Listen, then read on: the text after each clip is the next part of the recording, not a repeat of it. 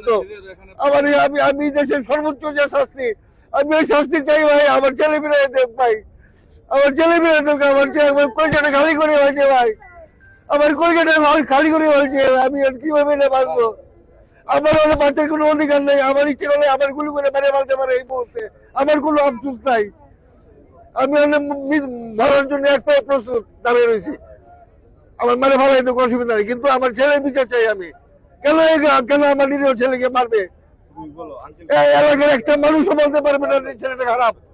আপনি তদন্ত করে দেখতে পারেন, সবই কাঁদতেছে, পুরো এলাকাবাসী কাঁদতেছে। শুক্রবারে মানববন্ধন হয়েছিল, এটা ওসি সাহেবের 48 ঘন্টা সময় দিয়েছিল, কিন্তু 48 ঘন্টা পার হওয়ার পরে আমি থানায় যাই।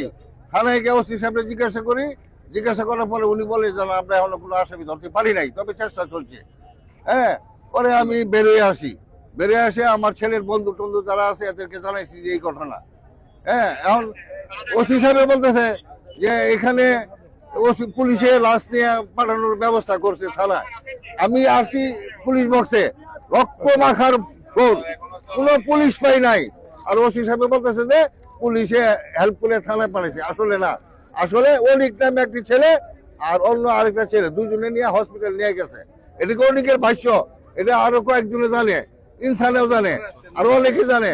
হ্যাঁ, পুলিশে এনে কোনো ভূমিকা পালন করে নাই, পুলিশ আরো বরঞ্চ এই জায়গা থেকে সরে গেছে। নাহলে সাথে সাথে যদি তাৎক্ষণিক ব্যবস্থা গ্রহণ করা হতো, তাহলে হয়তো আমার ছেলে ভাই বাঁচানো